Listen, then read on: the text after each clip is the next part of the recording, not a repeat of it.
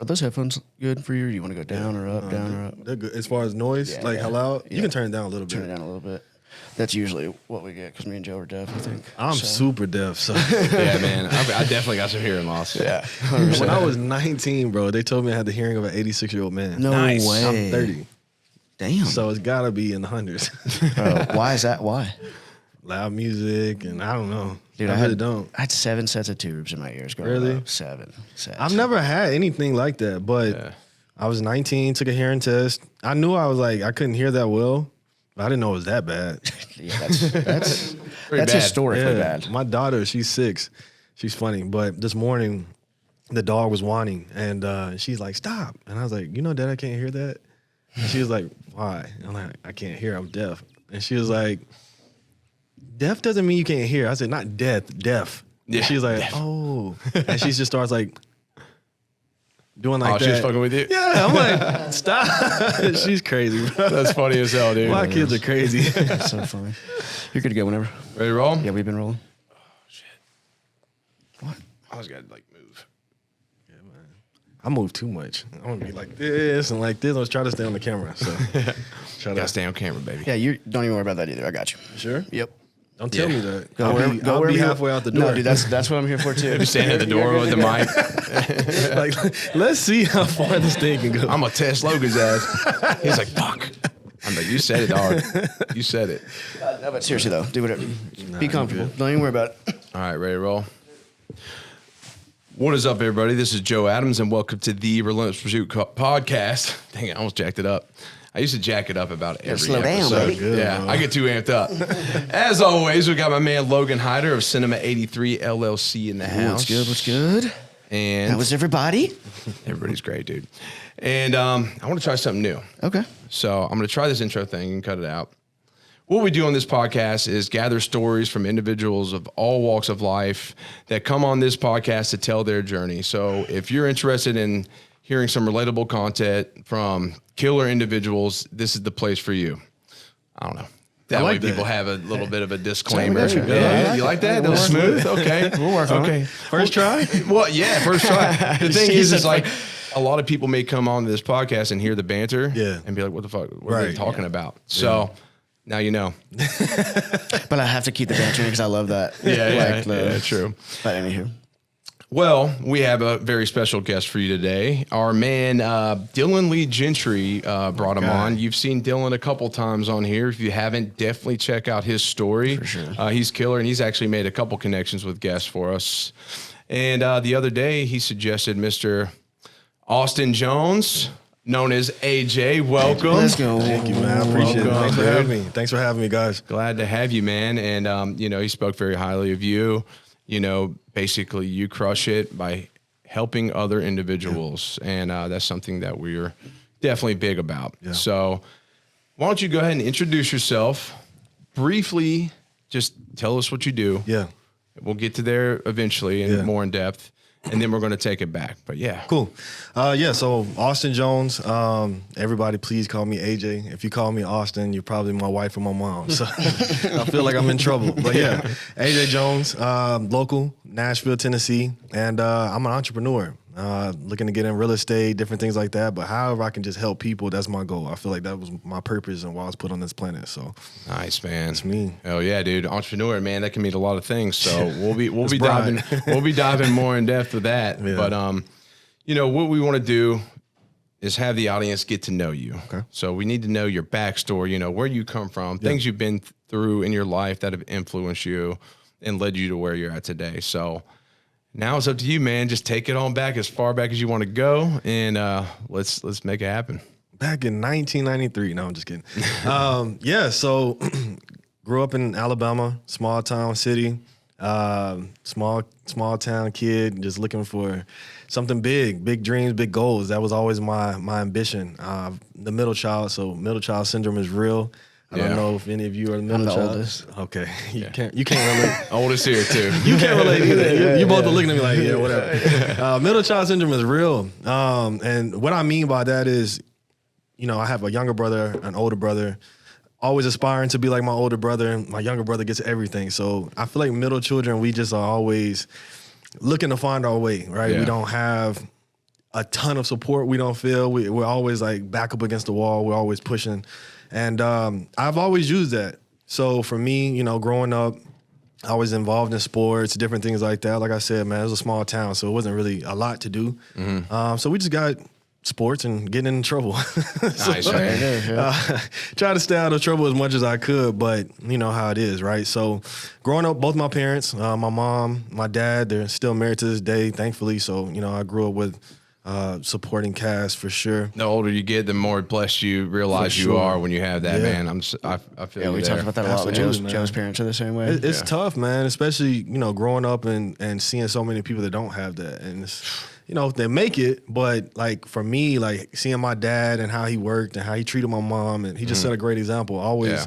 And my mom, same thing. She taught me, you know, not what to expect, but hey, this is how a good wife should, you know, treat you and run the household and different things like that. So they set a great example for me. Of course. Not perfect by any means. My dad, all he did was work. Yeah. At times, you know, my older brother, he got the victim mentality for sure. But he was like, man, it was basically like we were raised by just our mom. But I always saw that as, you know, he's providing. Yeah. That's a man's man. You know, he's sacrificing all this time and different things for us, to make sure that we were good. And we weren't rich by any means, but, you know, he took care of us, and we didn't go, you know, wanting for much. That very traditional structure, you know, a lot of people don't tend to appreciate, but like that's the father's purpose. You know, you look back in time, like the men went off to war. They, you know, they did those things, they provided. And that's just, that's very much how, you know, our household is as well, man. So Was there a lot of faith involved with all of that? The way that your parents stayed together and the way they had raised you and stuff? Is it?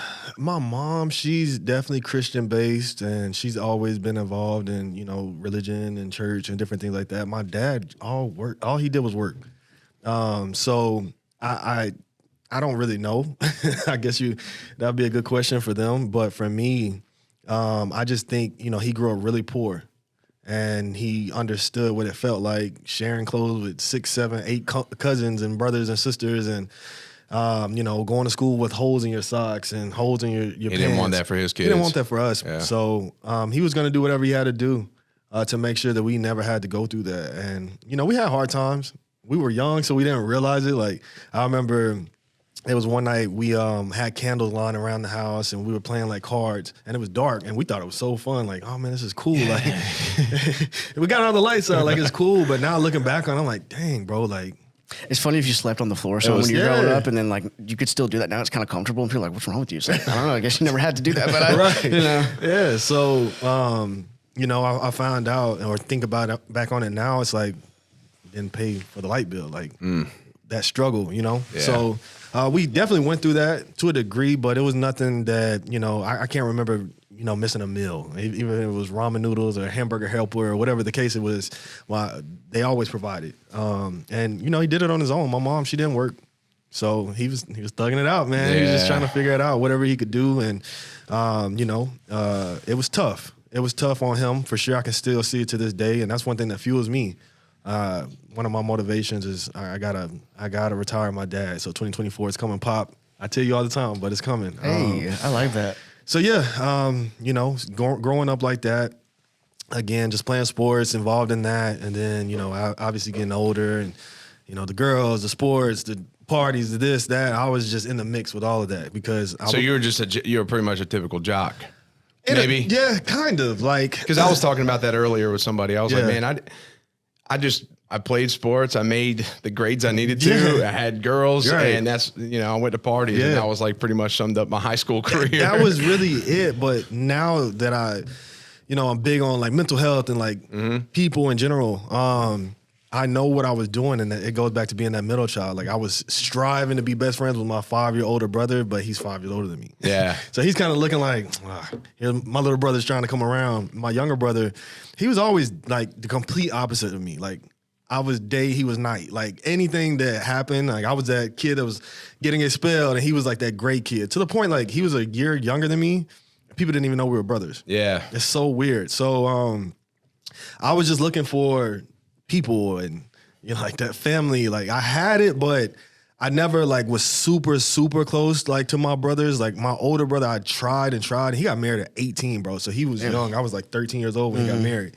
So he was gone. So at 13, you kind of lose like your best friend. And my younger brother, he wasn't into anything that I was. So I'm playing sports. He's like making straight A's. I'm like, dude, our whole life was like that. So I was just constantly looking for like the group of people that I could feel comfortable with. I was a class clown. I was always in trouble. And I just was looking for attention. You want to be friends with everybody? Everybody. See, mine stemmed from a different, like when I was younger, I was bullied a lot. We moved a lot. So when I got to high school, I like grew a ton and, I was a stud. And so I just had to be friends with it but very same kind of view on things, but just a different thing it stemmed from, you know what I'm saying? Well, I wouldn't say I got bullied because I had an older brother. Yeah. So like the first time I remember, I was like 5th grade, and it was a kid that was a little bit older than me, and we were playing basketball outside, super competitive, all of us. And me and him were playing. Him and my older brother got into it. So they get to fighting. My mom grabs him, takes him in the house, and the kid is mad at me now. He's older than me. And so now I'm playing. He like slings me to the ground. Now he's trying to fight me. And so my brother comes storming out of the house and like handles it, right? So I always knew I had that. Plus I had like cousins that, thugging and banging and all of that. So, like for me, I was good. Like me, I never worried about that. Like I was always tough. Like I grew up tough, grew up a fighter. So I always had that mindset, but I feel like everyone that was around me, like the supporting cast, they knew like he's the one that could make it.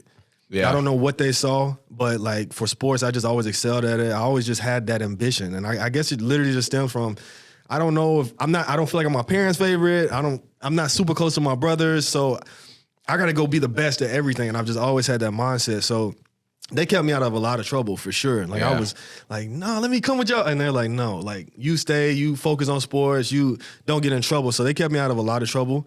But yeah, that was high school. So it was fun. I had a great time. Are you still close to your whole family now? Yeah, we're super close now. Yeah, that's cool. Well, it's crazy because my older brother, he lives in Sweden. And then my younger brother, he lives in New York. So we're so spread out.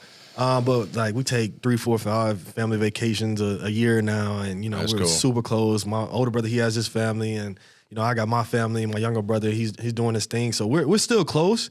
But I don't know what it is, man. Like me and my wife talk about it a lot. Like she is huge on family. Like we can't leave Murfreesboro because her family's here. Yeah, I'm like, hey, Mom, like, you alive? Like, you good? And she, like, checks on me once a week. Like, is everything, like, that's just how we are. So it's weird. Like, I love them to death, but getting your own family, you just get locked in, so.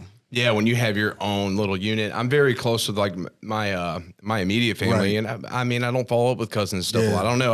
I've chosen my family. So I got my brothers and stuff like that. And I got my immediate family. And then I've got, but what I'm most focused on is my wife and daughter, man. Sure. Like that's the unit. That's so it.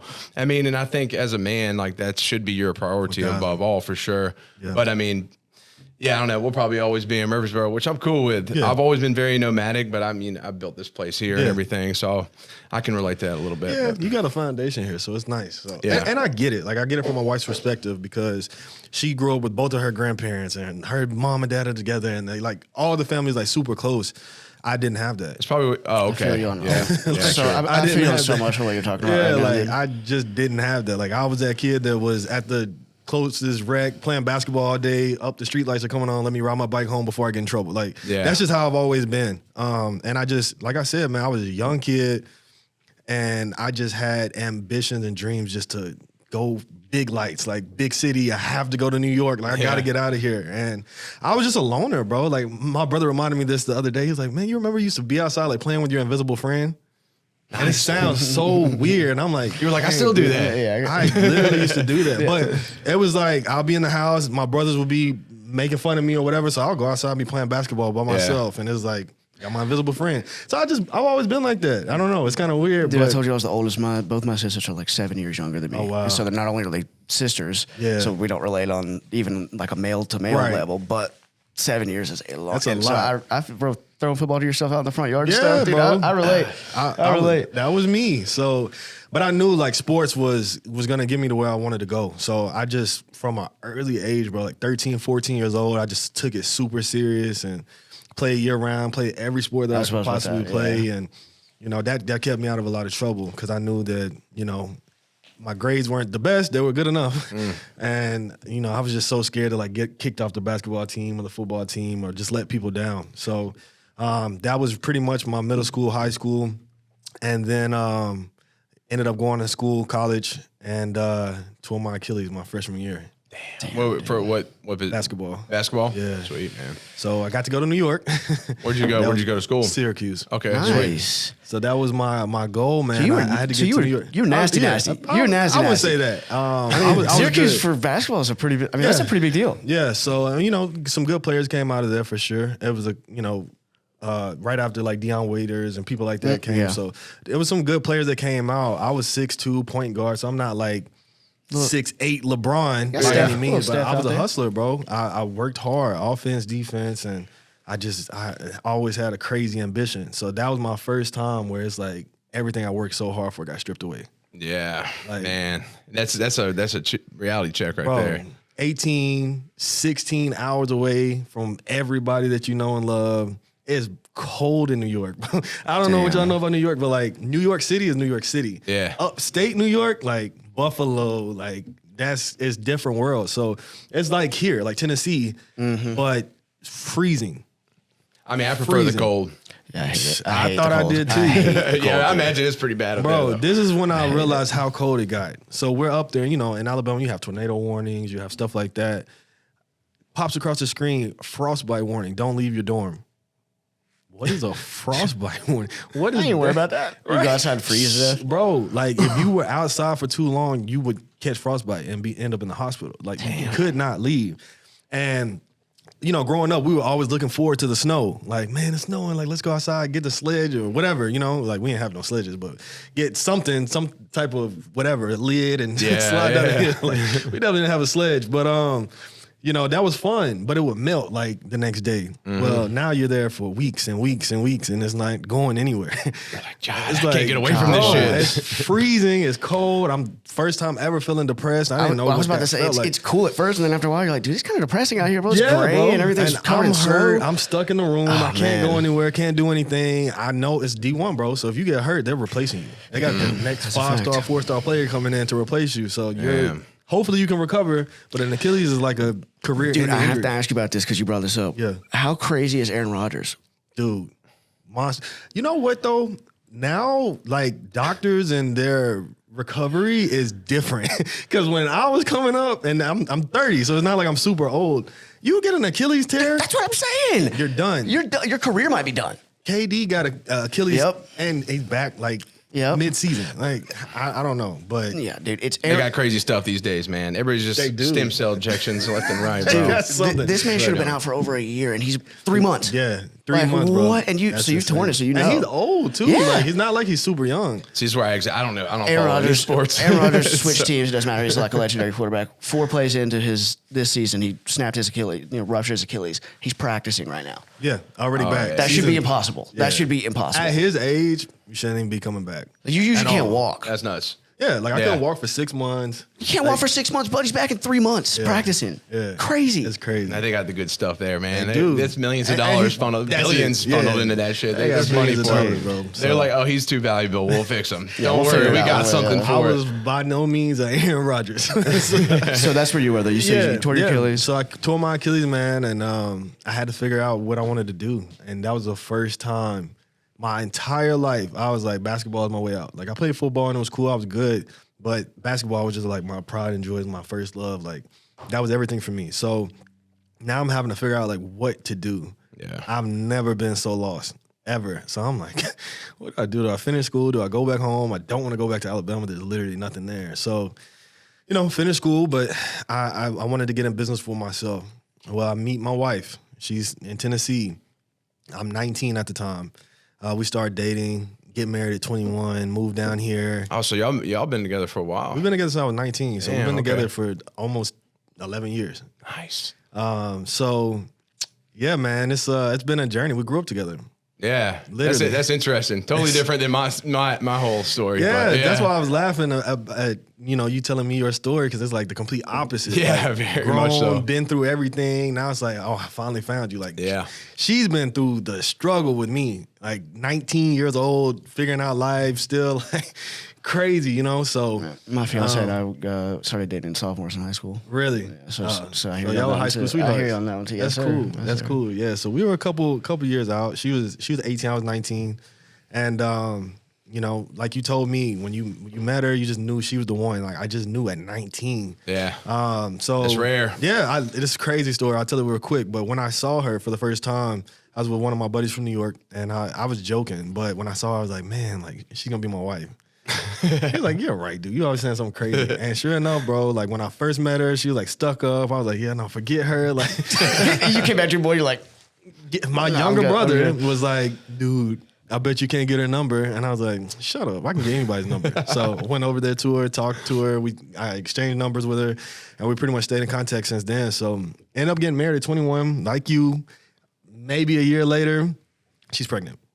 Dang. So I'm 21 with a kid on the way, just got married. And we're like, bro, what? That's when life got real. Yeah. Because until then, it was like, I'm on a mission, but I don't really know, like, why. So this is something I bring up a lot, and I've talked to people that had kids like at a younger age. My sister had my oldest niece at 18. You know, so I got to go through my whole 20s and just experience all this crazy shit. You know, I got to travel the world, and you know how many heartbreaks, I don't know, but you know I've just been through a lot of crazy stuff, but I know who I am now. Yeah. I know who I am. Like nothing can change that. Like I'm Joe. I know what my purpose is in this life, right? Yep. So then I have a daughter, and it's like, cool, I get to focus on my daughter and her growth because I'm not trying to figure out me anymore. Right. I'm just trying to provide. But then, you know, you get people that are, and there's nothing against it, but you have your kid at 18, 19, 20, 21. You're still figuring out who the hell you are. Sure. So I'm interested to hear like what that's like because, you know, it's just a totally different perspective, like I said, than what I've experienced. So the crazy thing is, like you said, right, when now your daughter's here and you solely put all your focus on them. At 21, I had to do that. Yeah. I had to. Like, that's my daughter. She didn't have to be in this world. So I had to forget about me and whatever I wanted to do and whatever life I thought I wanted to live. Now my focus is her. So my biggest focus goes back to my dad, right? What type of example did he set? Why did he set that type of example? That's all I know. Yeah. So for my daughter, I'm 21, but I'm like, yeah, she'll never live broke. She'll never live poor. Like I can do it. I can live it. Right? Yeah. Like, me and my wife, I found you. I met you. I had no money. You knew what you were getting into. Right? So I'm not gonna tell you I'm gonna be Bill Gates. Like it is what it is. Well, now I have my daughter, so it's a complete mindset shift. Of course. Now it's like she deserves any and everything. My wife, she deserves any and everything. And I had to figure out how to provide. Yeah. Right? So that's just the mindset I went into. And so, you know, I'm digging, I'm searching, doing whatever I can. At one time, bro, I had like 3 or 4 jobs at once, like working like a Jamaican, bro. Yeah. I got all these jobs. That's what you got to do. Yeah. It was just like you provide, you know? And that's all I knew. That's the only example I had was my dad. All he did was work and provide and protect. And so as a man, like that's what I feel like you should do, right? Like this whole 50-50 and this and that, like I'm not trying to ruin y'all's YouTube or anything. Nah, bro, I do know. Let me go ahead and tell you. I know y'all are real, but you know, some of the viewers out there may disagree, but One thing I say all the time is, and I'm very vocal about this, is that a woman should not have to work unless she wants to. facts. unless she wants And, to. Yes. you know, obviously I'm building a business. Yeah. We're at that time. Yeah. But like I tell her, I'm like, you're going to be able to do Yeah. whatever you want. You know, we're big on homeschool and stuff. Right, but yeah, right. no, we're very open about that. So Yeah. screw whoever gets upset. Man. That's how I feel. I'm super, if you want to call it old school, traditional, Yeah, whatever yeah. you want to call it. Oh, dude, you're a toxic. You're a toxic male, I'm dude. toxic, bro. Like God forbid you want to take care of your family. I know. It's that's crazy. crazy though, Crazy. bro. But you know, they blackball people. Andrew Tate's like telling people how to be real men, and now you can't even get on social media. Like Yeah. it's crazy. I told Joe this story once. My dad asked me what toxic, like he was genuinely, like, Yeah. had no clue. He was like, Yeah. what does that even mean? Right. I was like, you? Yeah. I was like, that, seriously, a lot of the things that I'm most proud of with my dad is like, would be considered that. We're And considered it's crazy. toxic. It's crazy. Because people view this whole equality and treat no gender. And look, I'm not going to do it because it's not my pockets, but I don't agree, right? So I'm very much so traditional, old school, whatever you want to call it. My wife has not worked since my daughter was conceived. Like if I have to have 3 jobs, you ain't going to work unless you decide that that's what you want to do. Yeah. And she has decided at times, right? Like she said, oh yeah, I want to work. But she'll go for a day and realize like she doesn't want to do it. So she's done it like maybe 2 or 3 times throughout the 10 years of us being together. And I've just always gave her the confidence to know like you don't have to. Like literally, she can go work today if she wants and do whatever she wants because it's not dependent upon any type of income or money or anything like that. But I will do what I have to do to make sure you don't have to work. Yeah. Right. So, I guess I've been blessed with that type of ambition. Like, if I gotta go work three jobs, bro, and get no sleep and whatever, I'll do that. If I gotta sacrifice time with my kids while they're young to make sure that you don't have to sacrifice time, I'll do that. If I have to sacrifice time to make sure someone else is not gonna have to raise our child, I will do that. And I've done it. And it's not been easy, bro. It's not been easy. And literally, as I'm telling the story, it's funny because the same stuff that my dad went through, we went through, right? Like, it was a time where we had an eviction notice on our door.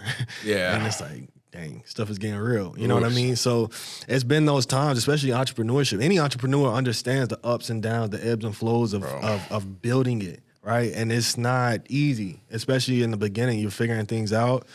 It's hard to relate to people. You really can't talk to people. Most people that you care about, they don't understand. They definitely don't agree. They're like, go get you a job. But for me, I'm like, look, I'm young once. Like I said, bro, we had to grow up together, right? So my wife has been a complete support in that, but I had to let her know, especially like my first 6 months in business, like I'm not gonna be the great husband. I'm not gonna be the best friend. I'm not gonna be a great dad. I'm not gonna be any of that because I'm gonna end up sacrificing this time, so I never have to sacrifice it again. Man, I tell you what, and like I'm in that period now. I've talked to my wife about that all the time. You know, it's like people are like, "Why are you taking on school?" I'm like, because it's only gonna open up more opportunity for not only my business but my family. For sure. You know, I get paid to go to school, so it's another source of income. Why not? You know, and it's you do what you freaking can, I want to be able to, in several years, be able to step back and like if I want to take my daughter, you know, on a Tuesday, just like, hey, we're going to go do whatever the hell you want. I don't got to ask anybody. I just fucking do it. And, you know, that's the life I want to create for myself and my family. Yeah. If she wants to stay at home and homeschool and do all those things, or she wants to go tackle some real estate stuff, you can do it whatever you want, honey. You got the freedom to do so. And I think, you know, one thing I was hearing you talk about, though, is that purpose, your child, you know, and I think, you know, as a man, if your child doesn't give you purpose, I don't know what the hell you are. But that gave you that drive. And I talked about you trying to find your way and find out who you were on that journey. But your daughter, it's like, because you had to bust your ass, like that forced you to find out who you were over time because you were focused on that. Instead of people just being like, oh, you know, I still want to go party and do this. It's like, no, set that shit behind you, man. Parents want to bitch and complain about, well, kids these days are the way they are because of everything around them. Like, no, they're the way they are because of you because you set the example. Yeah, they're probably not going to listen to what you tell them to do.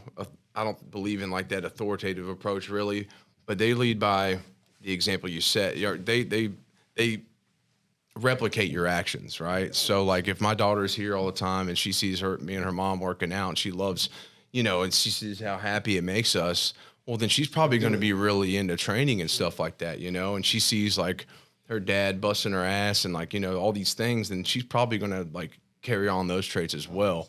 And especially if she's like loved and all those things. Yeah. So I think there's just that's the thing, dude. It really always starts at home and, you know, your kids are jacked up because you let everything else control it. Absolutely. You're the one drinking your beers every night. You know? Yeah. I don't know, man. It's just that's facts, though. It is, man. It is. It's crazy. I think it's, you know, interesting because, like, being in my 30s, though, and watching other people with kids, not saying they did anything wrong, but I've been able to just kind of, like, learn. Really, and I've always wanted a family. Right. So I'm like, well, okay, I'm not going to do that. Not going to do that. Okay, that's good. I'm listening to that. So I've been able to just, like, observe for a long time. There's no blueprint. Yeah. There's no blueprint, bro. Hey, there's going to be places where I don't do it right, man. And that it is what it is. All of us, bro. Yeah. There's no blueprint. There's no manual. Like, every kid's different. Mm-hmm. Even the way, like, I have a son, I have a daughter.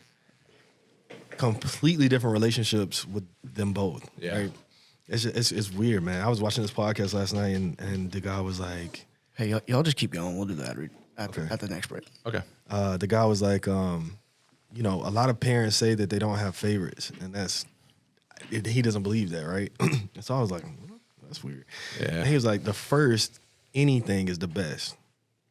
Like if you think about it, like the first time you do anything, it's the best, like except sex. I would say. Yeah. But like One exception I can think of for sure. the first time you do anything, like it's like, man, like this is crazy. Like the first time you ride a roller coaster, the first time you get drunk, the first time you do anything, right? It's like that was the best, and you're constantly chasing that again, which is what causes people to do it or get addicted or whatever. Yeah. So like the first time you have a child, it's like you know, you just experienced it. It's like even if you in the beginning like. You're like, dang, like the first time you get the ultrasound, the first time you do any of that stuff is so exciting. Yeah. The first time they're born.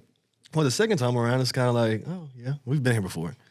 We got this. Right? Like, okay, it's not as much excitement, Yeah. but your children feel that. That's why middle child syndrome is real. No shit. Yeah. I mean, that makes a lot of sense. Yeah, like scientifically. And when I heard that, I was like, that's so true. And then like they said the oldest child is going to always be similar to whatever gender they are, like as far as the parents. So like if it's the oldest daughter, they're gonna be very similar to the mom. The older brother is gonna be very similar to the dad. I'm almost identical to my dad. Exactly, right? Yeah. And my older brother, he's just like my dad, right? Whereas the second is kind of like you're just trying to figure out life. Yeah. Like, okay, he's so similar to my dad that they bicker, they argue, they fight. Like I wouldn't say they hate each other at times, but they bump heads, right? And I saw that. I was like, don't want to do that. Let me go this way. Yeah. And so as a middle child, you're just trying to find your own way. And I was like, that's the best way to explain like middle child syndrome. And I agree with it so much. Interesting. Well, It's crazy. Yeah. And we'll see how Oz, she's going to turn out like Lydia, which is great. Yeah. You know, I fell in love with Lydia, so she's going to be awesome, I think. Dude, but my daughter is my exact replica of my Really? wife. And my son is me, like, you know, Skilling. Like, my son, every negative, every flaw, every bad thing possible, he has. Good stuff, too. Like, I can talk to anybody. Dude is 5, bro. Just turned 5. If he was in here right now, he'd have full-fledged conversations with you guys. Let's go. It's crazy. Yeah. And I'm like, I don't want to tell him not to do that. Like, yeah. You know how, like, the way my parents raised me, like, this is grown people's conversation. Stay out of it. No, let him talk. I'm like, talk. So we'll be in a group just chilling with adults, and he's the only kid, and he'll be having, like, a full-fledged conversation. And I think that should be allowed, too. A lot of parents, they have these long days, and they're like, stop asking so many questions. I'm like, nah, man, ask me all the freaking questions you want. I'll answer everything you got. Yeah, you don't interrupt adults. You don't interrupt people, right? You teach them that, but, like, why not just sit there and let them talk and like ask these crazy things and talk about whatever the hell they're interested in. They want to talk about, and I'm like, I try to take genuine interest in those things, you know? So. Like at 4, I saw a huge shift because he always was like very conversational, but he started like actual conversations. Like he would ask you a question, like, "Hey, what's your favorite color?" And he would just ask. It's like, out of nowhere. This 4-year-old, like, That's funny my as favorite hell. color is blue. What's yours? And then he would follow up with another question. And so, you know, I'm in sales, right? Entrepreneur. So he sees that. Like you mentioned, like if we transition to where I'm at now, right? Like that struggle, that grind, that all of that in the beginning went through that, right? And now what you were talking about, like you want your wife to not have to work. You want, you know, to be able to homeschool your kids. You like that's where I'm at now, right? Like my kids, they have a private teacher. Yeah. Right? Like my daughter tried kindergarten. She hated it. She looked down on all the kids because she's so used to being around adults. So she was like in kindergarten, but she felt like she should be with the teachers. Yeah. Like, I don't care about their She conversation. just walked into their break room. Literally, what bro. are you doing? Like, so we're getting phone calls and she's like, your daughter is only comfortable like being around like the counselors and teachers. I'm like, what, bro? Like, I was on the playground, like swinging, getting in trouble. Yeah. But my daughter's always been super mature. Yeah. Always. So she hated it, and then the school shooting and stuff that happened, we were like, yeah, she's out. Yeah. So we took her out, and now we have a private teacher. My son, he's supposed to be in pre-K, but we just started him in kindergarten. So it's the best life, bro. Like, I literally made a post about it on social media the other day. Like, that's why I got into entrepreneurship. Yeah. Like, that's why I fired my boss. Like, I want to be able to, it's cold. It's cold in Nashville right now. Mm-hmm. Let's go to Miami. Right. And we literally did that. Like, me and Skillen had a whole week planned, and I'm like, bro, Sorry, but I'm leaving tomorrow. He's like, what? Yeah, we're going to Miami. Yeah. So we just went. It was cold. So we just went, and they're able to do their school. I'm able to still work, and we're still able to do whatever we want to do. And that's why I got into entrepreneurship. And that's the beauty in it, because like a lot of people put their focus on money. It's not the money that's important. You know, it's the things like your family and like being able to provide and give that freedom. But that's the thing. Money offers freedom. Facts. You know what I'm saying? And so like the more you make, if it's not the obsession, it offers freedom to just head to Miami with your family. For sure. And that's the goal right there. Yeah. Hell yeah. I love freedom, it. bro. That's why I got into it. So I'm super, super big on balance. Yeah. So I'm going to give you a phrase that you've probably heard before. And I'm just curious what your balance, how you unpack it. You're probably familiar with the thing. It says like, what is it? Hard times create hard men create soft times create weak men, weak men create hard times.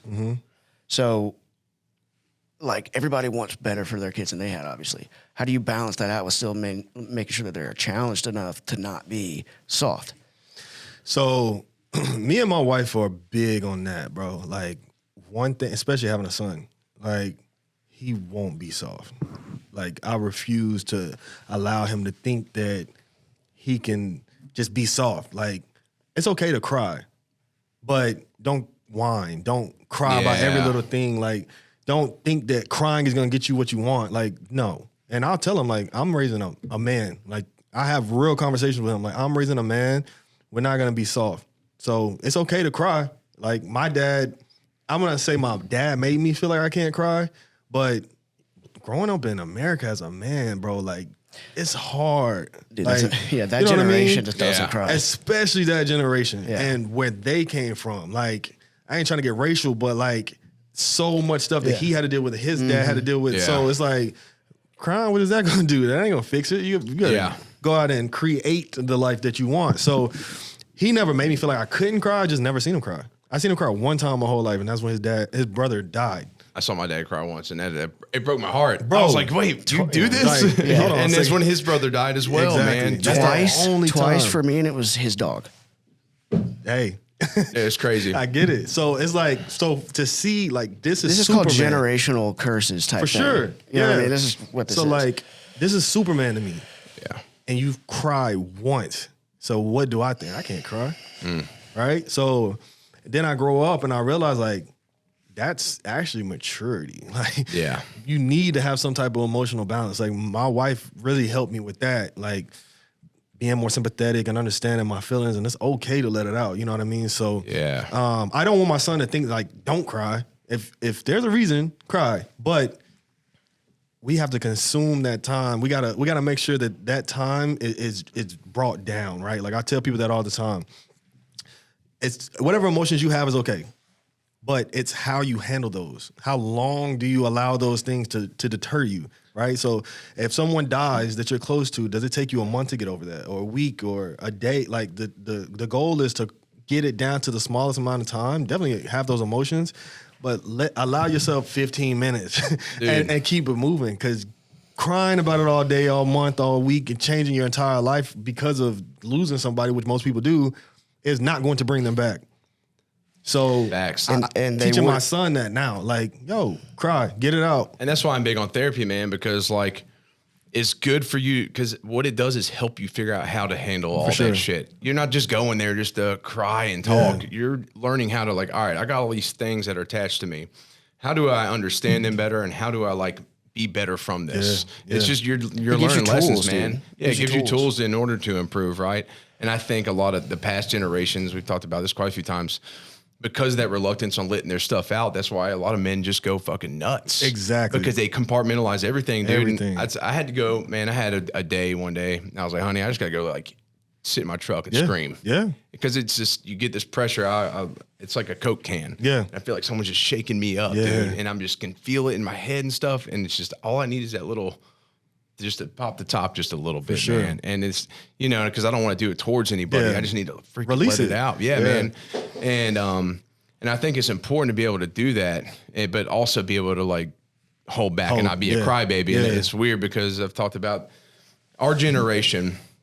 You got past generations that just held everything in, but now we got the future generation that just cries about everything. And so we're in the middle. We're like, all right, you need to be a man about shit, but you also need to like let it out a little bit too. So how do we Balance. draw that? That's where like the bridge. Balance. It's kind of fascinating to me.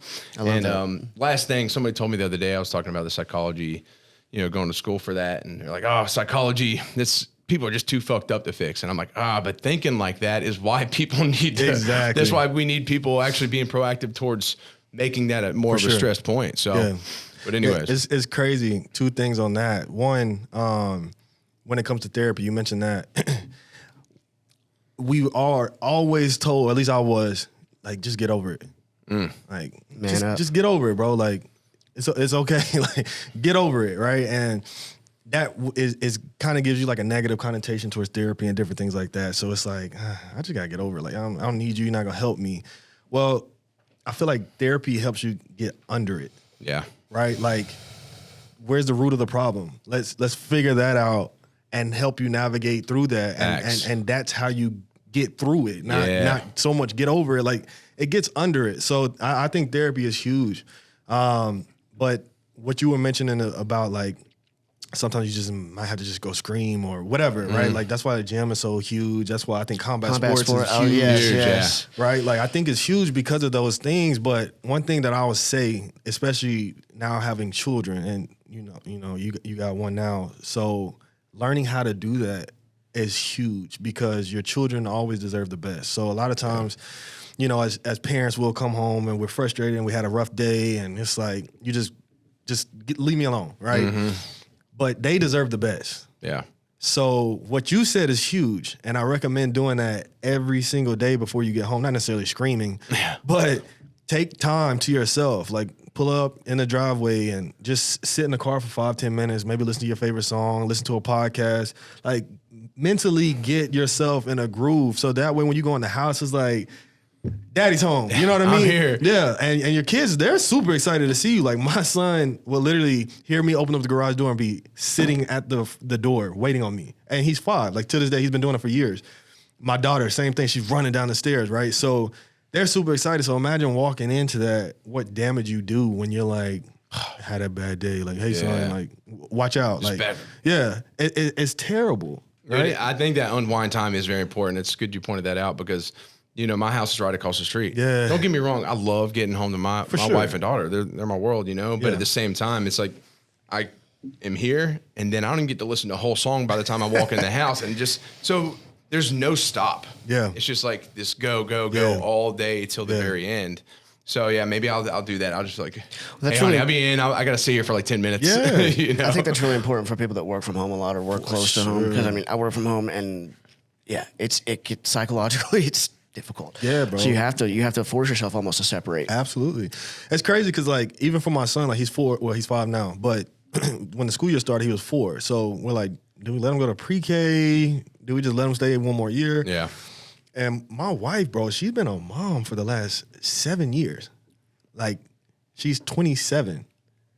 So her whole adulthood, pretty much, she's just been a mom. Yeah. I'm like, bro, we got to get you some time just away. So let's do the private teacher thing and let them, go somewhere else and just get your time to yourself. Yeah. And, women are different than men for sure. Like, they need that time. They do. I think men need that time too, but they need it more, right? So it's just big, bro. Like, mental health is like, I'm not too fond of everybody is this or that, or take this medicine for this or that. I'm not big on that. But I think that it's like a muscle. Like, you have to exercise it. Yep. Without a doubt. Hell yeah, man. I love that. And there's one thing I want to touch on. I think we can get to this later on, though, as we progress, that I wanted to bring up. But that being said, okay, so let's circle back around to the journey. Yeah, we've been No, which is great. I was 2, I was 30. Dude, we went on a side quest, man. We just came back to the main. So that's how my mom works. I'm sorry. Dude, same here, bro. We got the same way, bro. I think that's why we do this. For sure. It helps, actually, in a weird way. For sure. If you just told your story and we just didn't like take it anywhere, what would be the fun in that? Yeah. You know what I'm saying? So there's topics we're obviously passionate about, and I think it's really important to emphasize. But I do want to get back to you. Yeah. So I think we left off where you were talking about You became a father, I think. It's becoming a father and busting your ass and learning from your father. So you're in your early 20s. Yeah. So take us along that road. A lot of struggle. So I like I said, I had like 3 or 4 jobs at a time. And I remember talking to my brother. I call him my brother. He's not my real brother, but he's like a brother. Yeah. So he was always big in like business. Like, I don't know. He was always just studying something, learning something, figuring something out. And he came in town. That's what happened. He came in town. We had just had my daughter. And I had just got off work. And I was like, hey, y'all come with me. I got to go over here. I was cleaning a building as a side job as well. So I would go clean. And then I had another cleaning job later that night. So I was like, just come with me so we can talk. So I'm cleaning, I'm working, they're just talking, chatting, right? And he's just watching me like, bro, this is your life. That's crazy. Like, you just got off work. You barely get to spend any time with your child or your wife. And for us to communicate with you and like actually hang out, we have to come with you to work. Yeah. That's terrible, right? So he was like, why don't you move to Alabama with me? And I'm like, okay, like, and do what? He was like, work with me. Where do you work? I work at Waffle House. And I was like, yeah, right. I'm not working at a restaurant. I've never worked at a restaurant in my life. And he was like, dude, like, the GMs make pretty good money. And at the time, it was like, I can make anywhere from $60,000 to $100,000 a year. And I'm like, at Waffle House? Like, what? There's I love no me way. some Waffle House. I love Waffle House. It's my favorite restaurant in the Same, world. bro. Yes. I actually made a Waffle House Relentless Pursuit shirt. I literally love Waffle House. Yes, So man. I drive out there, do the interview, and you have to have like a bachelor's degree and all this stuff. I'm like, what? For Waffle House, this is crazy. When I think about Waffle House, I'm like, you got Big Mama coming out the back. She's cooking, like crackhead on the street, like out front, like Feels like home, baby. right, like that's the Waffle House I want to go to. Oh my God. I'm like, man, this is crazy. So anyway, I applied and moved to Birmingham. Me and my wife and my daughter. So we're there, and I'm working, and Waffle House is 24 hours. So there's one manager, 24 hours. So there's 3 shifts. If anything happens, the reason I took it was the schedule. You go in at 6:30, you get off at 2:30. So I'm like, that's perfect, bro. Like, I'll be able to spend all this time with my daughter, my wife. Like, finally, yes, make some decent money. Yeah. And I didn't realize, like, if someone calls out in the middle of the night, like, that's on you. Well, most of your employees aren't the most No, you don't say. punctual people or the best employees, right? So that was happening a lot. And finally, my wife was like, no, absolutely not. So crazy thing is, I started training again, and I was going to go overseas to play basketball. I was gonna go to Australia, and so she was down. She was like, "Yeah, sure, me and Lily will come. Like, that's awesome." So I'm training, best shape of my life, and then find out that my son was on his way. So she's pregnant with my son. So I'm like, "Crap! All right, I can't do that." So we moved back to Tennessee. Though? How did that feel though? Like you were getting yourself It up. got taken away from me again. Like I was gonna say, getting yourself up to go for it again, and then because I was 24. So it got my dream got taken away again. But like you said, like, okay, you got to live your life in your 20s. Yeah. For me, I never did. It was always about my kids. So that one time again, that she's old enough, my wife is down to go to Australia. You're like the dream, yeah. Yeah, like I can do I'll this. be a professional basketball player. Like, that's crazy. And it got stripped again. So I was like, all right, I have to like get into business for myself. So my brother was like, dude, you got to get in sales. Because at that time he had left Waffle House and started a roofing company and was crushing it. And so for me, I'm like out here struggling, just trying to figure this thing out. And he's like, got to get in sales. So I got in sales. I started selling like roofs and siding and windows and stuff like that. It was cool. And I started doing more research and just learning about entrepreneurship and getting a business for yourself. And one of the industries that I had never thought of was insurance. They produce the most multimillionaires. Yeah. And I'm like, big business. there's no way, right? So learned about that, got my license, got into business for myself, and that struggle again, bro. So at that time, we were broke, like super broke, to the point that I worked for like a week or two, didn't make a sale, and rent was coming, and my brother's like, are you good? And I'm like, I'm gonna figure it out. Like, that's my mindset, right? And he's like, dude, like, you have a wife, you got 2 kids. How much money do you have? I'm like, I'm broke. And he was like, will $1,500 help? And I was like, yeah, I mean, my rent's like $900. That would be like an extra $600. Like, that would be huge, but I don't want that. And he was like, I'm sending you the money now. Take the stress off. I got you. Like, you got this, bro. And that was when I said, like, yo, this is gonna be the last time I ever have to borrow money again, ever. And that just lifted me and I just took off from there. And from that point, just remembering that feeling of just being broke, bro, and like being broken and having to borrow the money and provide, protect. Like that's my job. Like that's what I'm put on earth to do. And I'm not able to do that at this point. And had to rely on somebody else. So that it really humbled me for sure. And it also helped me to see like I'm on a pursuit now to help as many people that are in that type of position no longer be in that position again. And so ever since then, that's pretty much been my pursuit, my goal. And obviously the more value you put in the marketplace, the more income comes. And, you know, thankfully I'm blessed now. And, you know, money is the least of our worries. That's not anything that, you know, I'm having to worry about. But I needed that freedom. I needed that time for my family. Like I finally can not have to sacrifice so much time with them, and I can spend time with them. And they're young, right? Like my son, he's 5 now. My daughter's 6. So they don't even remember me not being there. True, yeah. And so in my head at that time, I was like, I can sacrifice that time now and be there when it's most important. Hell yeah.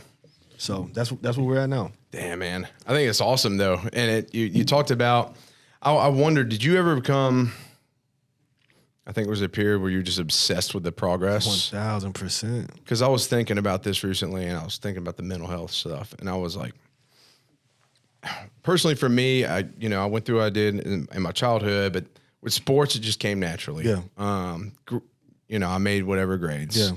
And I really applied myself like just in competition. Yeah. You know, if I'm very competitive. Yeah. I mean, I lose my shit during badminton or cornhole. I'm like, no, that was fucking bad shot. I'm the same you know, way. like everything. I take it real serious, but I never really like put the amount of effort in until I moved into this building, and 2, like having my daughter and stuff. And I just put everything I have into all this. Yeah. And I think there's this thing, I've just become obsessed with work and progress because I feel like and that's something I'm trying to cope with, is because if I step away or give myself some space or a breather, I'm like, well, I'm not working on that. So that's going to fucking tank and I lose my shit. You know, has there been a point where you've been like that? For sure. I think it takes that to a degree to whatever success looks like. Everybody has a different way of explaining or envisioning success. For me, the success that I wanted and want is it requires a form of obsession. Yeah, it does. I'm obsessed with the competition, like the competitiveness, and I'm competing with myself. So can I get better every day? Did I make progress today? If I didn't, like, I got to go that much harder. So that's what I'm obsessed with. But that obsession turned into me being like a workaholic. Yeah. And I didn't realize what a workaholic really is until I became one and started like, I'm fascinated with people and the way people think and why we do the things we do. Mm-hmm. And so in researching it, most of the time when you're a workaholic is because you probably compartmentalize certain things. And instead of focusing on that, some people will go to drugs. Some people will go to alcohol. Some people will go to, sex obsession, whatever. Well, there's other groups that say, I don't want to do any of that stuff because that's just going to bring me down. Yeah. So I'm going to focus on work so much because now I don't have to think about that stuff. Yeah, I tell you what, I got a shirt that says "Addicted to Greatness" that I put out a while back. And, when I first went to college for the military, I got hooked on pills. Yeah. One, I was just lost. You had that period where you were lost. You didn't know what you were going to do. Sure. And at that point in my life, I didn't know what I want to do. I felt like a disappointment. Yeah. And I was like, well, I'm just going to take pills because it'll help me not think about that. Yeah, exactly. And that was like my escape. And, but that's always a part of me. Like I've been through that addiction place, right? And it just transfers into my life now. Now I'm addicted. I don't give a fuck about pills. I'm addicted to greatness and progress, right? But then you become so hooked, like you said, you become a workaholic. And even Lydia, earlier this year, she was like, you'll just stay there for hours and just be working, you know, like you could come home and I was like, fuck, man, that was kind of a reality check. I was like, I'm not giving my family what they need. And all she wants from me is my time. Yeah. Like that's really all she ever asked. And I'm like, dude, that's so simple and it's so easy. And like, here, I'm not even giving that, but I'm so obsessed with like making this dream become a reality. And so I've had to like, all right, be a little bit more conscious of those things. But that workaholic shit is no joke, man. It's real. It'll consume you too. For sure. Yeah. And it has, and it still does to a degree. And the reason I say it's somewhat required is because for me to get to where I want to go, I got to do more than anybody else will do. Facts. Like that's my mindset, right? So I'm gonna push. I'm gonna do things that most people aren't willing to do. I am willing to make that sacrifice for my family, but you know, I had to have that conversation with my wife first. Like, this is what it's going to look like, and are you okay with that? Yeah, you knew who you married. You know what type of person I am, so you shouldn't be like confused. Don't like, be surprised. You know how my dad is, but in the midst of that, I've learned that one, I don't want to be obsessed with the money. I want to be obsessed with what the money will bring to me, the freedom, the time, the luxury of just being able to do whatever I want, whenever I want. Like for me, hearing my son as a kid, I feel like one thing as adults or humans, or once we get to a certain age, we're taught to not dream or be creative, or we're constantly told no. Like hearing my son, when I'm like, hey, what type of car do you want when you grow up? And he's like, a Lambo. He was 4. He's 5 now, right? I don't want that to be like, you ain't getting that. Yeah. Like that will be a reality. Like you see me drive what I drive and what I do and how I live. He's gonna do it 10 times more. Yeah. Right. So I just wanted to be able to create a life for them that there's like whatever you want, you can have. You're not gonna be like spoiled. Like my money is mine. Right, like you're not gonna be rich because I'm rich. Have you like ever you heard Shaq still talk about that? Huh? Have you ever heard Shaq talk about that? Yeah. He said, "I'm rich." Right. You ain't rich. So like, I don't want them to think like I'm gonna live off my dad's money. I'm also setting them up, right? Yeah. Like real estate in your name. Like when you turn 18, you'll be having XYZ amount of money already. Like, so I'm gonna set them up for sure. But I also think that one thing that has helped me with being that workaholic, because I don't know if I'll ever lose that obsession. I really don't. Like, same. I've had it since I was a kid. It was just in sports. Yeah. And it's because my drive, what I really want to accomplish, I'm constantly chasing making my dad proud. Yeah. Making myself proud, right? Like I'm constantly just chasing that, even at 30. But what I will say is what has helped me, especially in my relationship with my children, with my wife, and business partners, and few friends that I have, like, is a schedule. Like I literally have to schedule out date nights. Yeah. Like Friday night, I'm not doing anything except for this. Hey, like, Lydia and I do the same. I have to, bro. And that's the only thing that will keep me from like just working all day and all night. Like that's what keeps me like on pace with making sure my family gets everything that they need. And at this time, it's shut off. I can't focus on it. Like it is what it is. And That's where the what's helping me. compartmentalization is good. Yeah, for sure. And I think like keeping that organized and keeping the main thing, and making sure they get what they're supposed to have, everybody's gonna be happy. So I can still be that workaholic, but just in this time frame. I wouldn't have it any other way. Yeah. Who else would I want to spend the rest of my life with? Who else is gonna put up with me? Like, Thanks, man. you have my children. Like bro, we've been through so much. Like there's literally no way I would want to spend it with anyone else. So Yeah. I feel like everything that is worth anything, it takes that struggle and those times where it sucks. But at the end of the day, like that's what makes it so great. Because when you find someone who's willing to go through that struggle with you, I tell her all the time, like, I'm stuck. Like I would never leave you. Like you were there with me with the worst. Yeah. You know what I mean? So whatever we got to go through, whatever struggle, whatever imperfections, like I'm willing to put up with it all. Lydia and I are gonna write a book about it one day. Sure, I bro. talked about it. We're gonna. I was at Midsummer. I'll explain it to you. But this year, and she was there, and the guys, my brothers and I, we ate some mushrooms, and so I started tripping out. Right. She was going to bed. I was like, honey, I'm like tripping. I'm like, I'm gonna burn our whole future down. Like, I'm selfish for taking on this dream, and da da da. And she's like, Joe, calm down. She's like, right. We've had a lot of heavy shit go on. I mean, marriage. You started your business, babies, marriage. Like it's all in 1 year. Like those are the 3 of life's most challenging things you can do. Like becoming, honestly, the hardest thing I ever did was start my business. 1,000%. But like having a child's not easy. Nope. It's no walk in the park. Yeah, it's what you make of it. I think a lot of parents like act like it's a little bit more stressful than it is. But dude, one, it's going to be work, and it's enjoyable. Just embrace it, and then marriage is not going to be easy too. It's going to test, especially when you're grinding, especially when you're going through the struggle. And so we're going to have a book. It's going to be Business, Marriage, and Babies, right? I love it. So if anybody steals that title, I'm going to hunt you down. Just cut that out. Yeah. No, I've already said it. I'm going to send this clip to them and be like, you listened to my podcast and stole my shit. Go ahead and get it copyrighted so no one can steal it. Right. But that's the whole thing, man. And but we're going to look back on the journey with all these things going on and be like, hell yeah. But it's still fucking tough. Yeah, no, it's terrible. But honestly, that's one reason why I wanted a videographer to document the journey. Dude, you are speaking my fucking language. Like, bro, so we started back when we first had my daughter, and we were just doing like some little YouTube stuff. Nothing to like actually blow up, but really just like as a kid, I grew up with like scrapbooks. Like my mom would make scrapbooks, and it's like all these old pictures. And even to this day, like sometimes I'll just go through them and I'm like, dang, bro, like I remember what was going on exactly at that moment. And now my children, they love going through my old scrapbooks. Well, nowadays, like YouTube or just documenting your journey is like a scrapbook. Yeah.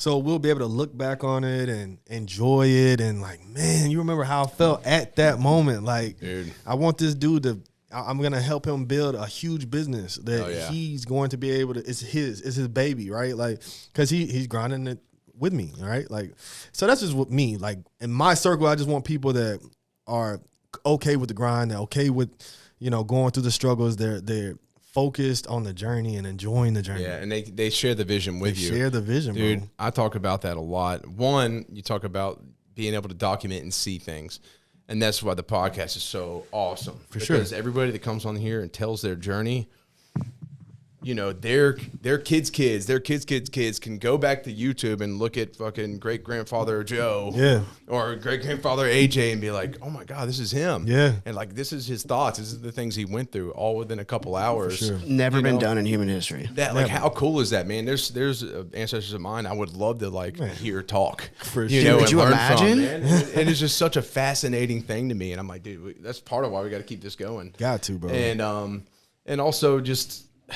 I don't know. I think it's just really cool to be able to pass that down. And there's something else you said. No, He's talking about documenting the journey and stuff. It's the thing with the podcast. Is, you talked about sharing that grind. Like Logan and I, we're not bringing in a shit ton of money on a podcast. It takes a while to make good money doing it. I mean, statistically, we're crushing it as far as like how much content we put out there. 70 plus episodes, 10 clips per episode. I mean, haven't missed a week. Especially long form shit. Like a lot of people, they get to like episode 3 and they're done. They're like, dude, this is a lot more work. Yeah, it's a lot more work than the camera. You got to get guests. You got to schedule. You got to schedule with other people. You got to constantly share the content. You got to be consistent as hell. There's no breaks. It is a lot are work. Haven't missed a week in over a year. And it costs money, but like he sees the vision like I do. Like, down the road, dude, sponsors are going to be coming at us left and right, bro. Yeah, we know that. And that's why we're both in it. And like, if I didn't have someone like Logan that shared that journey, he may have been out at, a third of the way through. But here we are just doing our thing, man, because we believe in it so much. And that's the thing, is having the belief in what you do too. Believing in it with all you have. It takes it to a whole nother level, because not everybody is going to share that. Yeah. But then you're going to turn around, look at them, and you're going to be nodding your head at everybody, be like, yep. Shit, told y'all. Told y'all. Once it goes well, then those people are usually the ones like, oh, dude, I knew you were going to make it. Dude, Andy Priscilla talks on this a lot, man. Hey, if you ever want me on the podcast, I'll do it. Yeah. So I bet. Oh, yeah, dude. I get that sometimes. I get that, yeah. Anyways, but it's interesting to think about. And so I am curious, is there anything else you want to touch on with like your, things that maybe have influenced you or really important points of your journey? From the storytelling aspect. Yeah, I think, I could do this all day, bro. Like, there's so many pivotal moments that have happened in my life that just really changed everything for me, right? Like, from having my daughter and then having my son, to getting hurt in college, to how I was raised, to going through the struggle in business, to getting an eviction notice on the house, to, it was so many different things. But I think ultimately, even my brother, like the one I was telling you about that got me into sales and different things like that, like he's in prison right now. Like, that was huge, bro. Fuck. Like he'll be out this month, actually. So I'm super excited for that. But can you tell us what happened there or no? A lot. Yeah. A lot. I mean, you don't have to. He might not want that out there. No, I mean, we've talked about it. Like, I think he should put it out there because that's a part of his journey. Tell him to come on. Yeah, that's a fact. Bring him on the I think podcast. When you're young and your back is against the wall, you most of us are gonna do whatever we gotta do. Take risks. So unfortunately, some of those come with legal things and some are illegal, right? Yeah. So he learned his lesson though, and there's nothing crazy. It's not like he murdered anybody or anything like that. He's gonna do like a year bid, and I'll let him tell his story if you guys would allow him to come We're on. in. Dude, 100%. Already on it. Yeah. So I think that would be big, but that was huge for me because that gave me a whole nother motivation. Because this time last year I got that call and I'm like, what? Dude was on the run for 3 years. Damn. You had no idea. And So this is the brother that was always really successful and got you into the sales and stuff. Yeah. So how do those two things intersect? Bro. Without telling it like the whole. Yeah, but, so I think he got screwed. He got screwed, and seek it revenge. It can eat you up. So he wanted to screw them. So he did, and it got him. But like I said, I'll let him tell his story. I think that's valuable. I think he should. I think it's going to impact a lot of people because a lot of times when you look at people and they're here, it's like, they got it, right? But you never know where mentally they are. And I think that was one of the best things that could have happened to him. He's a completely different person mentally. I've always been a great dude, but like mentally now, like the things that we appreciate, like when things like that happen and things that we view as important, like we really put things into perspective. So, but that gave me another motivation because I'm like, yo, when you get out, bro, I don't want you to have to struggle or end up in there again. Yeah. Like, bro, I'm grinding for us now because you're the reason why I'm at where I'm at. Who knows what I would have done or where I would have been or what I would have accomplished. I don't know. Yeah. But he's the motivator for what got me here and then getting into business. I partnered up with my business partner and he has now become a brother to me and he's had his own struggles. The dude was literally living in his car that ended up getting repossessed and now he's homeless and he moved across the country to like figure things out and now you're there and you're homeless at 24, 25 years old and now it's like he's on the same hunt as me and dude in like 3 years, boom, blows up, becomes a millionaire. Damn. Now I'm partnered up with that. Like I told you, like I need people in my circle that have the same type of vision, right? Like that have the same relentless pursuit. Hell yeah. Right? As me, like I have this goal, this dream, this vision for myself, and I have to have people in my corner that are on that. Like I interviewed him. Like my employees have the exact same mindset. I interviewed my videographer, and I'm like, yo, this is my mindset. How do you feel about this? Yeah. And if you don't have that mindset, I'm not hiring you, bro. Exactly. And like, so for me, like you have to have that type of circle because you can get so far on your own, but you're gonna get so much further with your team. So, dude, that's a great point. And I just want to tie back to what we were talking about, the generational stuff earlier. I think that's also something the past generation of men in particular, they want to do it lone wolf style and it doesn't work. It's not sustainable. It's not sustainable. It's blue collar though. That's what they're used to, right? Yeah. Like I'm going to go work in this factory for 40, 50 years, retire. And on average, you're going to live for maybe 15 years. So you're going to work 50 and live for 15. That's insane. All that. So for me, like realizing that it's so many different principles and things like since I was a child that I still used. Like back then I was seeking a circle of people that had the same type of mission and I'm, trying to pinpoint certain people out. I've always been that leader, but I've always tried to put like a group together of people that are like-minded to succeed, whether that was sports or just in general. Yeah. And I'm still doing the same thing to this day.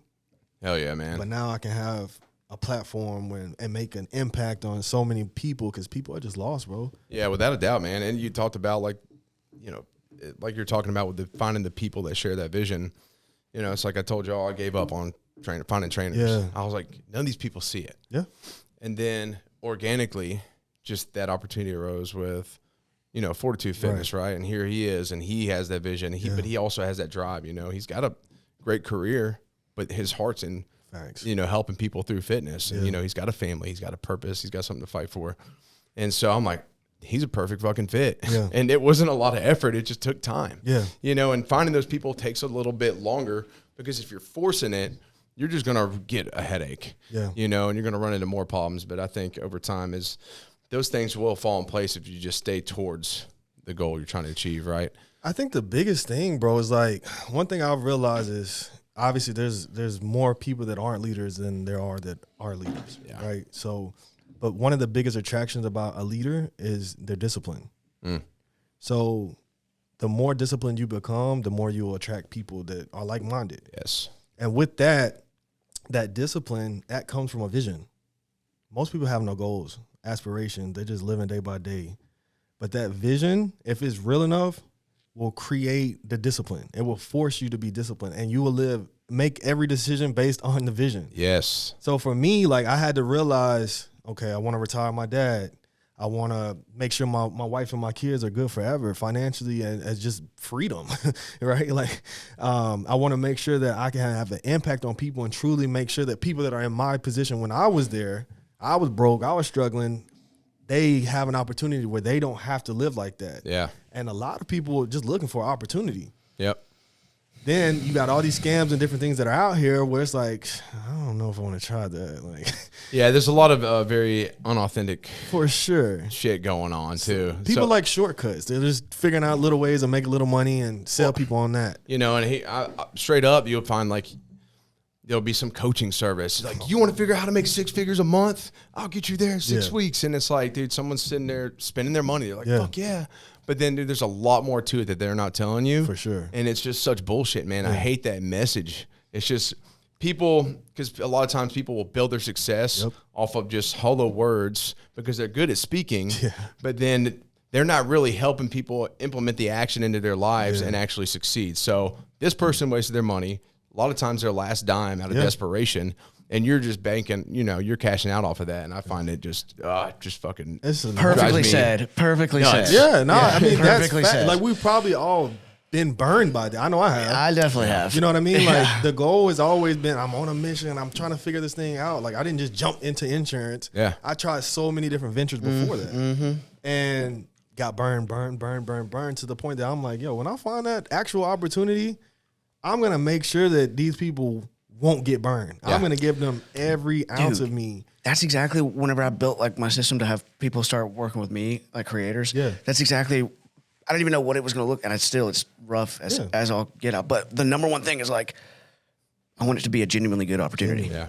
Genuine, like, authentic, real, raw. Which is honestly why I was like, yo, like Dylan hit me up about it, and I'm not just gonna get on anybody's podcast. Like, I'm not just gonna come support anybody. Like, but I'm looking at you guys' stuff. I'm like, these are genuine, real, raw people. Like, you're a vet. Thank you for your service, right? Appreciate that. But I run into so many different people, and my job, like, I'm in sales. Like, I literally have to study people. I have to, when you do this, I have to know why you did it. Like, so it's like so much psychology involved. Yeah. So I'm a big people reader, and I was like, man, I'll go do that for sure. For sure. Yeah. So that's what brought me here. Well, that's a great compliment. I appreciate that. Yeah, really, truly, man. Thank you so much. And it's a thing. It's funny you pointed that out because I was looking at this human design thing. I was learning about myself, you know, and I've always tried to.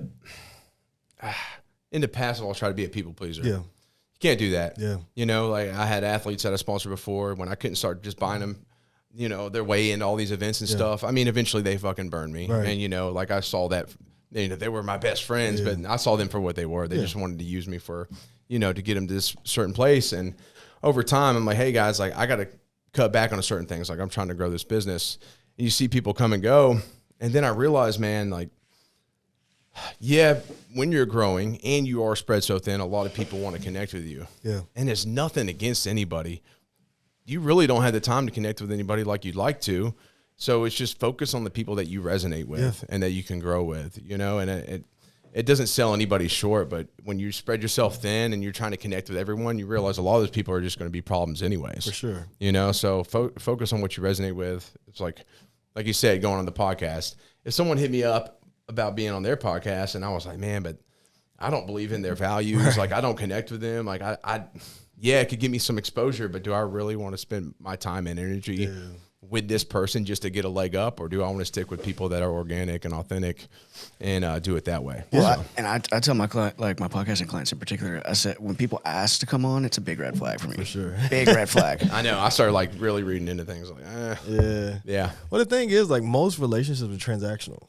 Yeah. Like, if I'm not benefiting from you, then it's going to get cut off. And I've seen that so much. And so for me, like, I'm huge on relationships. Yeah. Because as a kid, what was I always looking for? A circle, people that genuine like me for me, and I could be myself. Like, I was always this class clown, and people, like, whatever, right? So even now, like, I'm big on relationships and, like, keeping relationships, and forget the money, forget what I can give Yeah. or you can get. Like, Facts. just be a good person. Like that. Let's start there.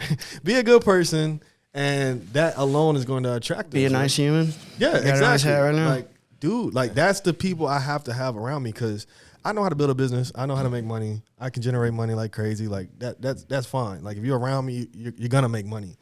I've been blessed enough to have that ambition and that work ethic. Like my dad put that in me since I was a child. Yeah. So that's not an issue. But the thing is, like, I want to be around people that I can trust. Like, Yeah. I can trust around my wife, my kids. Like, Facts, dude. that's a huge thing, bro. Like, if I can't bring you around my family, we're probably not gonna be close. Mm-hmm. So my circle's small for sure, but within that circle, the goal is just to impact as many people as possible, giving them opportunities, and so that's just kind of my motive, my mission. That's what we're on right now. That's something we could talk on forever, but Okay. I'm not going to yet. But well, that being said, and I am curious because we are kind of getting to the end of this segment. Yeah. And we're probably gonna have to bring you back at some point, dude. Anytime, bro. You're more welcome. Anytime. Is there anything you were to talk on specifically, real quick, before I go to this question? Nah, I think we touched a lot of stuff. Hell yeah, man. Yeah. Well, so there's two sides of this because I always ask it, and people want to take it either specifically business or personal. Yeah. So, as a man, and for your business, so you get two answers. Yeah. First, what is your relentless pursuit for your business? And then second, as a man, what is your relentless pursuit? For my business is definitely impact, right? I'm big on impact over income. Yeah. So I think you gotta have both for sure. Yeah.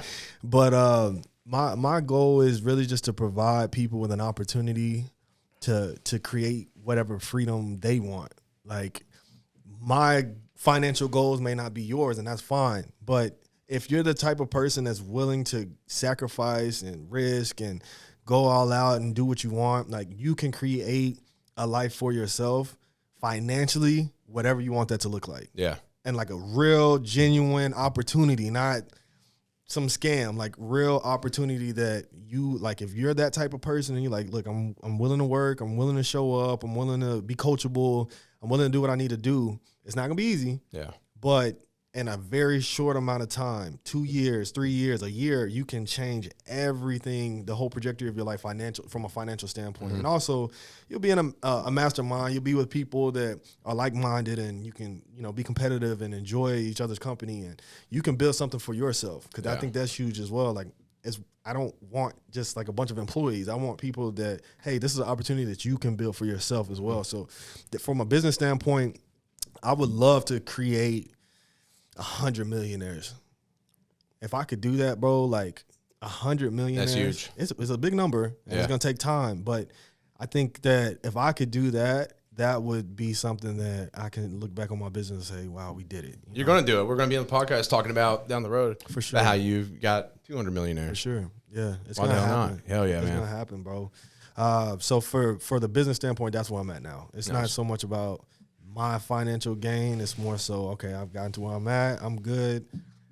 How many other people can I put in that position? Yeah. And help other people put other people in that position. Like the whole 100 is not going to come just from me. It's going to come from, okay, I helped 15 people and they helped 10 people. And so that's the goal from a business standpoint.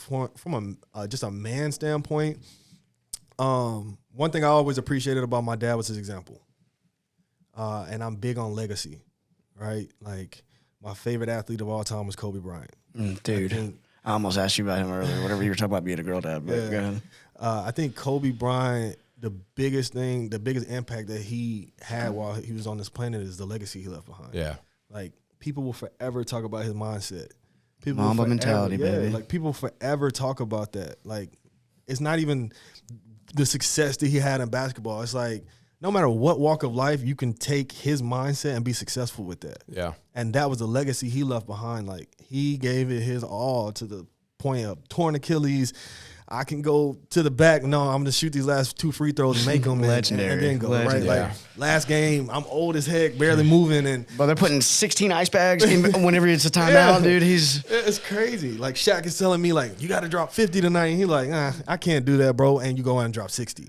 Like, that type of mindset is forever going to be around, and I that's why he's my favorite athlete of all time. But for me, like just seeing that type of legacy he left behind, so I feel like that's like truly the most important thing. It's not about what you do; it's about like what you leave behind, right? Like if everything I do on this planet until the day I pass, we all have a day. But if I can be known as that person that made a huge impact and left a huge legacy behind and just impacted so many different people in so many different ways, and, you know, anybody I run into, just try to leave a good impression, like, man, he's a nice guy. Yeah. Like, that's, as a person, I think, for me, like, that's my goal. Hell yeah, man. Impact. You want people to speak very highly of your character. And even long after you're gone. For sure. You know, I don't want to be forgotten. Exactly. You know, this example, I was going through the Chick-fil-A drive-thru on the road to Mississippi with my buddy. This guy, he said something. He's like, man, that's 1,000 years from now. And I was like, yeah. He's like, we're all going to be forgotten by then. I was like, I'm not. And I drove off. Yeah. But I think that's what legacy is. But like thinking that way. Yeah. I think legacy is how many generations can you help before you as well as after you. Mm-hmm. And that's what a true legacy is. So, you know, my grandparents are gone. That was a huge pivotal point as well. I never really lost like anybody like super close to me. I had my cousin that passed when I was 14, and instead of going to his funeral, I dedicated the game to him. When I played basketball, I dropped 40 points. Like that, I've just always kind of had that type of mindset. So now it's like I lost my grandparents, and I don't, outside of my immediate family, I don't, like, I have cousins and stuff like that I'm cool with, but outside of my immediate family, like the next generation isn't there. Yeah. So how can I leave an impact on my dad and my mom and make sure that they're set up, but also my kids, or however long, you know, this goes around. I just want I want them to know me, remember me, and be proud. Like, well, guess what? They're watching you right now. Yeah, dude. Facts, dude. I love that. Crazy. I mean, very well said. I think a camera's a time machine, isn't it? It is. Killer answers on both ends, man. So that was very well said and thought out, even when it was just thrown at you. So, I mean, fortunately, we get everybody says some pretty solid stuff. Yeah, they do on that exit on those questions. So I really appreciate that, man. But I think we've reached the end today. You know, if those of you that are want to hear more, some questions, some exclusive content, sign up for Patreon. If you're a part of the Patreon, check it out. It'll be dropping soon. But AJ, dude, thank you so much for being here. Thank you. It was honestly, I love going into these with really no idea of who the guest was. You know, I trust Dylan, and I knew he'd throw someone good our way, and he got you on here, man. And I'm very honored that we had you, man. It's been very solid conversation. It's been solid getting to know you, man. And anything we can do for you, just let us know, bro. I appreciate that, brother. Thank you guys for having me. You guys have something big. I don't even know if you guys know how big this is going to be yet. But people like real, raw, authentic. And there's not enough. Yeah. Right? Like even the podcast, like most of them, you get a little value here and there. But one thing about podcasts that I've realized, like the people I listen to are people I can relate to. Yeah. And you guys are relatable. It's chill. You got crazy stories on here, man. Like it's awesome though. So just keep doing what you're doing. I know obviously entrepreneurship is not easy, bro. I promise you, but it's not supposed to be. Right. If anybody could do it, everybody would do it. So there's a reason why you guys are doing what you're doing. You're gonna leave a crazy impact on people, and thank you for having me on. I'm glad to be a part of the journey. Bro, hell yeah, man. Yeah. Appreciate you, dude. All right. We'll see you next time. Thanks for coming. Absolutely, man.